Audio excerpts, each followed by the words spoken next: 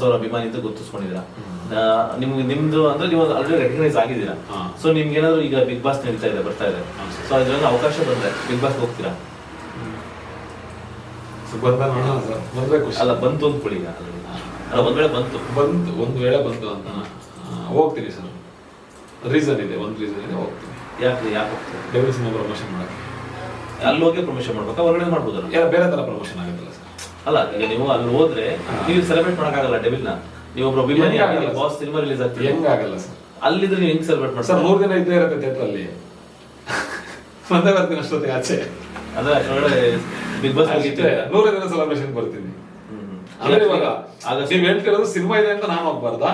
ಇಲ್ಲ ನಾನು ಇದು ಒಳಗಡೆ ಇದ್ರೆ ನೀವು ಒಬ್ಬ ಅಭಿಮಾನಿಯಾಗಿ ಅವ್ರ ಸಿನಿಮಾ ಹೆಂಗ್ ಎಂಜಾಯ್ ಮಾಡಕ್ಕಾಗತ್ತೆ ಅಂತ ನಾನು. ಸರ್ 100 ದಿನದ ಥಿಯೇಟರ್ ಇರುತ್ತಲ್ಲ, ಅಷ್ಟೊಳಗಡೆ ಬಂದ್ಬಿಡು ಬಿಗ್ ಬಾಸ್ ಹೌದು ಬರ್ತೀವಿ ಅಷ್ಟೊಳಗಡೆ. ಅಂದ್ರೆ ಕರೆ ಬಂದ್ರೆ ಹೋಗಿ ರೆಡಿ ಇದ್ದೀರಾ? ಹೋಗ್ತೀನಿ. ಇವಾಗ ಏನೋ ನಿಮ್ ಎದುರುಗಡೆ ಹೋಗಕ್ ರೆಡಿ ಇಲ್ಲ ಅಂದ್ಬಿಟ್ಟು ಅವ್ರ ಫೋನ್ ಮಾಡ್ಬೇಕು ಅನ್ಕೊಂಡಿರೋ ಮಾಡಿಲ್ಲ ಅಂದ್ಬಿಟ್ರೆ ಕರೆ ಬಂದ್ರೆ ಹೋಗೋಣ. ಆ ಒಂದು ಕೊಡುಗೆ ಅದಕ್ಕೆ. ಅದ್ರಲ್ಲೂ ನಮ್ಮ ದರ್ಶನ್ ಸರ್ ಅವರ ಸ್ನೇಹಿತರು, ಎಸ್ಪೆಷಲಿ ಸ್ನೇಹಿತರು ಅನ್ನೋದಕ್ಕಿಂತ ಒಬ್ರು ಲೆಜೆಂಡ್ರಿ. ಅವ್ರನ್ನು ಲೆಜೆಂಡ್ರಿ ಆಕ್ಟರ್. ಅವ್ರು ನಡೆಸೋಂಥ ಶೋ ಒಂದು ಎಷ್ಟೋ ಜನಗಳಿಗೆ ಲೈಫ್ ಆಗಿರೋಂಥ ಶೋ. ಖಂಡಿತ. ಬಟ್ ನಮ್ಗೆಲ್ಲ ಇಲ್ಲಿ ಸರ್, ಆದ್ರೂ ಬಂದ್ರೆ ಖಂಡಿತ ಬಂದ್ರೆ ಹೋಗೋಣ. ಖಂಡಿತ ಸರ್, ಒಳ್ಳೇದಾಗ್ಲಿ. Okay sir. ಮತ್ತೆ ನಿಮ್ಮ ಏನ್ ಸಿನಿಮಾ ಬರ್ತೀವಿ ಅದಕ್ಕೂ ಒಳ್ಳೇದಾಗ್ಲಿ. Okay sir. ಮತ್ತೆ ಇನ್ನೊಂದೇನಪ್ಪ ಅಂತಂದ್ರೆ ದರ್ಶನ್ ಅಭಿಮಾನಿಗಳ ತಕ್ಷಣನೇ ಒಂದ್ ರೀತಿ ಕೆಲವೊಂದಿಷ್ಟು, ಅಂದ್ರೆ ಎಲ್ಲರೂ ಹೇಳಲ್ಲ, ಕೆಲವೊಂದು ಹೇಳ್ತೀನಿ. ಆಕ್ಚುಲಿ ನನ್ನ ಫ್ರೆಂಡ್ ಒಂದು ಹುಡುಗಿ ಇದ್ದಾರೆ, ಐ ಥಿಂಕ್ ಅವ್ರ ಫ್ಯಾಮಿಲಿ ಅಂದ್ರೆ ಅಕ್ಕ ತಂಗಿರಿದ್ದಾರೆ. ಅವರು ಒಂದು ಸಿನಿಮಾ ಹೀರೋಯಿನ್ ಅಂದ್ಬಿಟ್ಟು. ಸಮ್ಟೈಮ್ಸ್ ಏನಾಗುತ್ತೆ ಅಂದ್ರೆ ದರ್ಶನ್ ಸರ್ ಫ್ಯಾನ್ಸ್ಗಳು ಏನೇನ್ ಮಾಡ್ತಾರೆ ಅನ್ನೋದು ಆಚೆ ಗೊತ್ತಾಗಲ್ಲ. ಇವತ್ತು ಮೊನ್ನೆ ಮುರಳಿ ಸರ್ ಚಾನಲ್ ಅಲ್ಲೂ ಹೇಳಿದ್ದೆ. ಅಂದ್ರೆ ಒಂದು ವೀಕಲ್ಲಿ 2 ದಿನ, ಸ್ಯಾಟರ್ಡೆ ಸಂಡೇ ಇರ್ಬೋದು, ವೀಕಲ್ಲಿ 2 ದಿನ, ಒಂದಿನ ಪ್ರಾಣಿಗಳಿಗೆ, ಒಂದಿನ ಮನುಷ್ಯರಿಗೆ 50 ಜನ ಊಟ ಕೊಡ್ತಾರೆ. ಯಾರು? ನನ್ನ ಫ್ರೆಂಡ್ಸ್. ಅಂದ್ರೆ ಅವರು ಒಬ್ರು ಅಕ್ಕ ಬಂದ್ಬಿಟ್ಟು ಯಾರಿಗೂ ಫ್ಯಾನ್ ಅಲ್ಲ. ಜಸ್ಟ್ ಅವರು ಒಂದು ಸಿನಿಮಾ ಎಲ್ಲರಿಗೂ ಇಷ್ಟಪಡೋ ಕ್ಯಾರೆಕ್ಟರ್. ತಂಗಿ ಬಂದ್ಬಿಟ್ಟು ಒಂದ್ ರೀಸನ್ಗೆ ದರ್ಶನ್ ಸರ್ ಇಷ್ಟ, ಬಿಕಾಸ್ ಅವ್ರು ಮಾಡೋ ಪ್ರಾಣಿಗಳನ್ನ ಇಷ್ಟಪಡೋ ರೀಸನ್ಗೆ ದರ್ಶನ್ ಸರ್ ಇಷ್ಟ. ಅವ್ರು ಈ ಪ್ರಾಣಿಗಳಂದ್ರೆ ಇಷ್ಟ, ಅಂದ್ರೆ ಅವ್ರ ನಾಯಿಗಳು, ಕೊಚ್ಚಿ, ಈ ತರದೆಲ್ಲ ಇಷ್ಟ. ಆ ಒಂದ್ ರೀಸನ್ಗೆ ಅವರು ವಾರದಲ್ಲಿ 2 ದಿನ 50 ಮರಿಗಳಿಗೆ, ಅದು ನಾಯಿಗಳಾಗ್ಬೋದು ಅಥವಾ ರೋಡ್ ಸೈಡ್ ಇರೋ ಪ್ರಾಣಿಗಳು, ಯಾವ್ದು ಹಸುಗಳಾಗ್ಬೋದು, ಯಾವ್ದು ಆಗ್ಬೋದು. ನಾಯಿಗಳಿಗಾದ್ರೆ ಹಾಲು ಬಿಸ್ಕೆಟ್ ಇದರದ್ದು 50 ಮರಿಗಳಿಗೆ. ಆಮೇಲೆ ಇನ್ನು 50 ಜನ ಮನುಷ್ಯರುಗಳಿಗೆ ಹೋಗ್ಬಿಟ್ಟು ಎಲ್ಲರೂ ಆಚೆ ಕೂತಿರೋರು ಊಟ ಕೊಟ್ಟು ಇದೊಂಥರ ಅಭ್ಯಾಸ. ಅದು ಅದೇ ತಗೊಂಡು ಒಂದು 6-7 months ಇಂದ ಆ ಥರ ಮಾಡ್ಕೊಂಡ್ಬಿಟ್ಟು ನಾನು ಕೇಳಿ ಸುಮ್ಮನೆ ನಾರ್ಮಲ್ ಆಗಿ 1-2 ಸಲ ಕಾರಲ್ಲಿ, ಅಂದ್ರೆ ನಾನು ಹೋಗ್ತಿರ್ತೀನಿ ಅವ್ರ ಜೊತೆ. ಕಾರಲ್ಲಿ ಹೋದಾಗ ಅವರಿಂದ ನಾನು ಇವಾಗ ಸ್ವಲ್ಪ ಅದನ್ನೇ ಮಾಡೋಣ, ಅಟ್ಲೀಸ್ಟ್ ಕಾರಲ್ಲಿ ಒಂದು ಬಿಸ್ಕೆಟ್ ಪ್ಯಾಕ್ಸ್ ಇಟ್ಕೊಳ್ಳೋಣ, ನಾಯಿ ಮರಿಗಳಿಗೆ ಅಥವಾ ಬಳೆಹಣ್ಣು ಇಟ್ಕೊಳ್ಳೋಣ, ಹಸುಗಳಿಗೆ ಕೊಡೋದು, ಈ ಥರದ್ದು ಫಸ್ಟ್ ಇಂದಾನು ಮಾಡ್ಕೊಂಬ ಅಂದ್ರೆ ಈ ತರ ಮಾಡ್ತಿರ್ಲಿಲ್ಲ. ಬಟ್ ಅವ್ರು ನೋಡಿದಾಗ ಅನ್ಸಿರೋದು ಮಾಡ್ತಾ ಇರ್ತಾರೆ. ಇವತ್ತಿಗೂ ಮೊನ್ನೆ ಸಂಜೆ ಕೂಡ ಹೋಗ್ಬಿಟ್ಟು ನಾಯಿಗಳಿಗೆಲ್ಲ ಊಟ ಹಾಕೊಂಡ್ ಬರ್ತಾರೆ. ಸಂಜೆ ಟೈಮ್ ಮಲಗಿರುತ್ತಲ್ಲ ಪೂರ್ತಿ, ಕೆಲವೊಂದು ಗೊತ್ತಾಗುತ್ತಲ್ಲ ಪ್ರಾಣಿ ಮಳೆಗಳೆಲ್ಲ ಬರ್ತಿರುತ್ತಲ್ಲ. ಸೊ ನಾನು ಕೇಳಿದೆ, ಅಟ್ಲೀಸ್ಟ್ ಇದು ನೀನು ಆಚೆ ಏನಾದ್ರು ಒಂದು ಆಚೆ ಪೋರ್ಟ್ರೇ ಮಾಡ್ಕೊಂಡ್ರೆ 4 ಜನ ಇನ್ನು ಅದನ್ನ ಮಾಡಕ್ ಶುರು ಮಾಡ್ತಾರೆ, ಇನ್ಸ್ಪೈರ್ ಆಗ್ತಾರೆ. ಬಿಕಾಸ್ ಇವಾಗ ಏನಾಗುತ್ತೆ, ನಾವು ಮಾಡೋ ಒಳ್ಳೆ ಇವಾಗ ನೆಗೆಟಿವ್ ದರ್ಶನ್ ಸರ್ ಫ್ಯಾನ್ಸ್ ಹಿಂಗೆ ಅಂತ ಹೇಳ್ತಿರೋದ್ರಿಂದ, ಇವಾಗ ಏನಾದ್ರು ಅವ್ರನ್ನ ಇನ್ಸ್ಪೈರ್ ಆಗಿ ತಗೊಂಡೆ ನಾನು ಈ ತರ ಮಾಡ್ತೀನಿ ಸಮಾಜ ಸೇವೆ ಹೇಳ್ಕೊಂಡು ಅದಕ್ಕೆ ಬರೋದು ನೆಗೆಟಿವ್ ಕಮೆಂಟ್ಸ್, ಜನಗಳ ರಿಯಾಕ್ಷನ್, ಬೇಡ ನಾನು ಮಾಡೋದು ನನಗಷ್ಟೇ ಸಾಕು, ದೇವ್ರಿಗೆ ಗೊತ್ತಿದ್ರೆ ಸಾಕು ಅನ್ನೋದು. ಸೊ ಆ ತರ ಒಂದು ಎಲ್ಲೊಂದ್ ಕಡೆ ಅದನ್ನ ಹೇಳ್ಕೊಂಡಿರ್ತಾನೆ ಗೊತ್ತಾಗೋದು, ಇವ್ರು ಹೇಳ್ಕೊಂಡ್ರೆ ಗೊತ್ತಾಗೋದು. ಬಟ್ ಅಂದ್ರೆ ಯಾವ ತರ ಇವಾಗ ಒಳ್ಳೆ ಕೆಲಸ ಮಾಡೋದು ಹೆಣ್ಮಕ್ಳು ಎಷ್ಟು ಎದುರ್ತಿದ್ದಾರೆ, ಈ ಆಚೆ ಕಡೆ ಕಮೆಂಟ್ ಮಾಡ್ತಿದಾರಲ್ಲ ಸರ್, ಯಾರಾದ್ರೂ ಫೋಟೋ ಇಟ್ಕೊಂಡು. ಸೊ ಆ ತರದಿಂದ ಎಷ್ಟು ಎದುರ್ತಿದ್ದಾರೆ ಅನ್ನೋದೊಂದು. ಯಾರಂದ್ರೆ ಏನ್ ಮಾಡಲ್ಲ ಅವರು, ಅವ್ರು ಕಷ್ಟಪಡ್ತಾರೆ ಹೆಣ್ಮಕ್ಳು. ಇವಾಗ 2 ಹೆಣ್ಮಕ್ಳು ಮಾಡೋದ್ ತಮಾಷೆ ಅಲ್ಲ ಅಂದ್ರಲ್ಲ. ಹೆಣ್ಮಕ್ಳಿಗೆ ಇನ್ನ ಕೆಲವೊಂದು ನಾನು ನೋಡಿದ್ನ ಹತ್ರದಿಂದ ಏನೇನೋ ಸಮಸ್ಯೆಗಳು ಯಾವ ತರ ಅಂದ್ರೆ, ಮಧ್ಯರಾತ್ರಿ ಸಪೋರ್ಟಿಗೆ ಕರೀತಾರೆ. ಯಾಕೆ ಸರ್? ಬಿಕಾಸ್ 10 ಗಂಟೆ ಮೇಲೆ ಹೋಗ್ಬೇಕು ಅಂದ್ರೆ ಹೆಣ್ಮಕ್ಳು ಇವಾಗ ಕಾರ್ ಡ್ರೈವಿಂಗ್ಗೆ ಇನ್ನೊಂದಕ್ಕೆ ಮತ್ತೊಂದು ಕರೀತಾರೆ. ಕೆಲವೊಂದು ಟೈಮಲ್ಲಿ ಫ್ಯಾಮಿಲಿ ಇರ್ಬೋದು ಅಥವಾ ಆಚೆ ಇರೋ ಫ್ರೆಂಡ್ಸ್ ಇರ್ಬೋದು. ಯಾವ ತರ ಅಂದ್ರೆ, ಇವತ್ತು ನಾನು ನಿನ್ ಜೊತೆ ಮಧ್ಯರಾತ್ರಿ ಆಚೆ ಬರ್ತೀನಿ ಪ್ರಾಣಿಗೆ ಹೆಲ್ಪ್ ಮಾಡಕ್ಕೆ, ಅದು ನಂದು ಒಂದು ಕರ್ತವ್ಯ ನನ್ಗನ್ಸುತ್ತೆ. ಅದು ನಾನೇ ಹೋಗಿ ಕರೆದಾಗ ನನ್ನ ಬೆಸ್ಟ್ ಫ್ರೆಂಡ್ಸು, ನನ್ನ ಫ್ಯಾಮಿಲಿ ತರ, ನನ್ನ ಸಿಸ್ಟರ್, ನನ್ನ ಫ್ರೆಂಡ್ ಅಂತ ನಾನು ಹೋಗ್ತೀನಿ. ನನ್ಗನ್ಸುತ್ತೆ ಅದು ನನ್ನ ಫ್ಯಾಮಿಲಿ.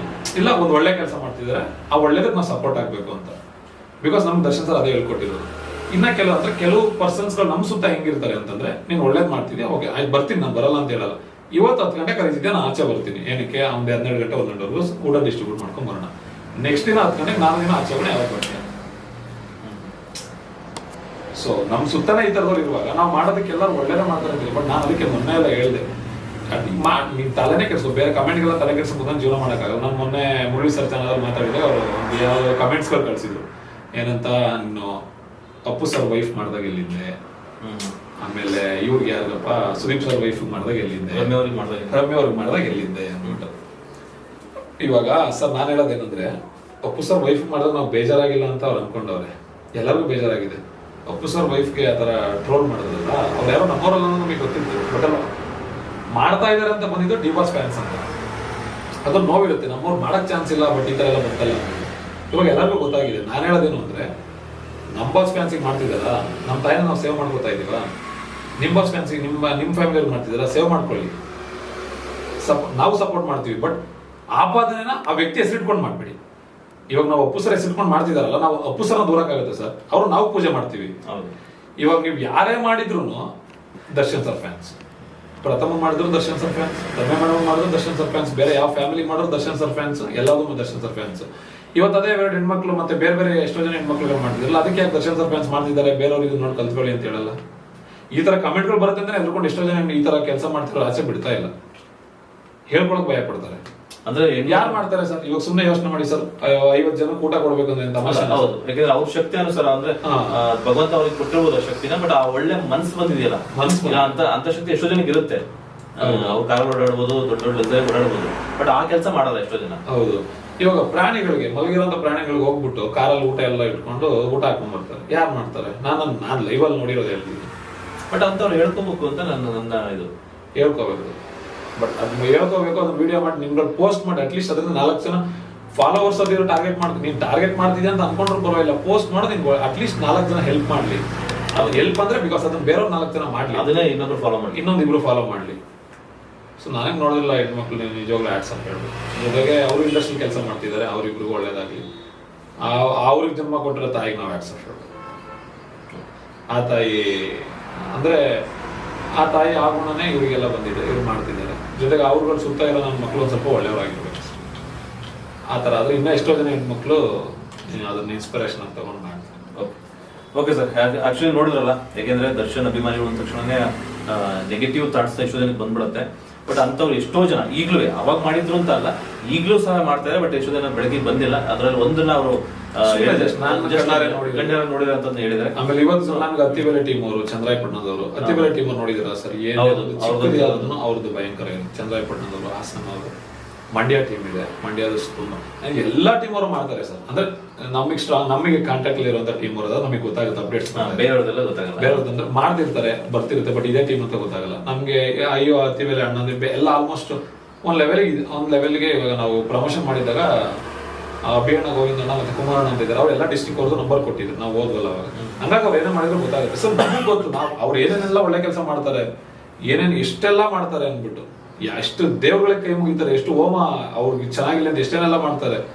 ನಾವ್ ಯಾರು ಕೆಟ್ಟದಾಗ್ಲಿ ಅಂತ ಮಾಡಲ್ಲ, ಬಟ್ ನಮ್ಗವ್ರು ನಾವು ಚೆನ್ನಾಗಿರ್ಲಿ ಅಂತ ಮಾಡ್ತಾರೆ. ಬಟ್ ಅದೇ ಇವಾಗ ಹೆಂಗಾಗ್ಬಿಟ್ಟೈತೆ ಅಂದ್ರೆ ಸರ್, ನಾನು ಸೀರಿಯಸ್ ಆಗಿ ಬೇರೆಯವ್ರು ಎಲ್ಲರಿಗೂ ಕೆಲವ್ರಿಗೆ ಏನಕ್ಕೆ ನಮ್ಗೆ ಕಂಡ್ರೆ ಆಗಲ್ಲ, ನಾವು ನಮ್ಮವ್ರನ್ನ ಬಿಟ್ಕೊಡಲ್ಲ, ಅದನ್ನ ಅವ್ರಿಗೆ ಸಹಿಸ್ಕೊಳಕ್ ಆಗಲ್ಲ ಅಷ್ಟೇ. ಏನ್ ಮಾಡಿದ್ರು ಬಿಟ್ಕೊಡಲ್ವಲ್ಲ ಅಂತ. ಅಂದ್ರೆ ನೀವ್ ಹೇಳೋ ಪ್ರಕಾರ ಈಗ ನಮ್ಮ ತಾಯಿಗೆ ತೊಂದರೆ ಆಗಿದೆ, ಸೊ ಅವ್ರನ್ನ ಉಳಿಸ್ಕೋಬೇಕು, ಅವ್ರನ್ನ ಇದ್ ಮಾಡ್ಬೇಕು ಅಂತ ನಾವು ಹೋಮ ಮಾಡ್ಕೊಂಡ್ರು ಅವ್ರು ಸಹಿಸ್ಕೋತಾ ಇಲ್ಲ. ಆ ತರ ಆಗೋಗ್ಬಿಟ್ಟಿದೆ. ಮತ್ತೆ ಇನ್ನೊಂದು, ಇವಾಗ ಎಲ್ಲಾರು ನನ್ನ ಆಲ್ಮೋಸ್ಟ್ ತುಂಬಾ ಟಾರ್ಗೆಟ್ ಮಾಡಿ ಹೇಟ್ ಮಾಡೋರ್ಗೆ ಹೇಳ್ತೀನಿ, ಎಲ್ಲರೂ ಸ್ಟೇಟಸ್ ಅಲ್ಲಿ ಅಲ್ಲಾಡ್ಸಕ್ ನೋಡ್ತಾರೆ. ನಾವು ಸ್ಟೇಟ್ನೇ ಅಲ್ಲಾಡ್ಸಕ್ ನೋಡ್ತಿದೀವಿ. ಗಲ್ಲಿ ನಿಂತ್ಕೊಂಡು ಸೌಂಡ್ ಮಾಡೋದು, ಗಲ್ಲಿ ಓಡಾಡ್ಕೊಂಡು ಸೌಂಡ್ ಮಾಡೋದು ಎಷ್ಟು ವ್ಯತ್ಯಾಸ ಇದೆ. ನಮಗೆ ಗಲ್ಲಿ ಇಂಪಾರ್ಟೆಂಟ್ ಅಲ್ಲ, ಗಲ್ಲಿನೂ ಇಂಪಾರ್ಟೆಂಟ್ ನಮಗೆ. ಗಲ್ಲಿಲೂ ಸೌಂಡ್ ಮಾಡ್ತೀವಿ ನಾವು. ಮತ್ತೆ ಇನ್ ಕೆಲವರು ಸ್ಟೇಟಸ್ ಅಲ್ಲಿ ಕಮೆಂಟ್ಸ್ ಅಲ್ಲಿ ನಮ್ಮನ್ನ ಆಟಾಡ್ಸಕ್ ನೋಡ್ತಾರೆ. ನಾವು ಸ್ಟೇಟ್ ಆಪೋಸಿಟ್ ಆಗಿ ಇಟ್ಕೊಂಡು ನಾವ್ ಯಾರಿಗೂ ಕಮ್ಮಿ ಇಲ್ಲ ಅಂತ ಪ್ರೂವ್ ಮಾಡಕ್ ಹೊರಟಿದ್ವಿ. ಎಲ್ಲರೂ ಕೈ ಜೋಡಿಸಿ ಎಲ್ಲ ಸಿನಿಮಾಗೂ ಸಪೋರ್ಟ್ ಮಾಡ್ರಿ. ಕರ್ನಾಟಕ ಸ್ಟೇಟ್ ಇನ್ನೊಂದರ ವ್ಯಾಲ್ಯೂ ಬರ್ತದೆ. ಅಂದ್ರೆ ಎಷ್ಟೋ ಜನಕ್ಕೆ ಹೇಟರ್ಸ್ ಆಗ್ತಾ ಇರೋದೇನಪ್ಪ ಅಂದ್ರೆ ನೀವು ಅವ್ರು ಬಿಟ್ಕೊಡಲ್ಲ ಅನ್ನೋದು ಆಗ್ತಾ ಇಲ್ಲ.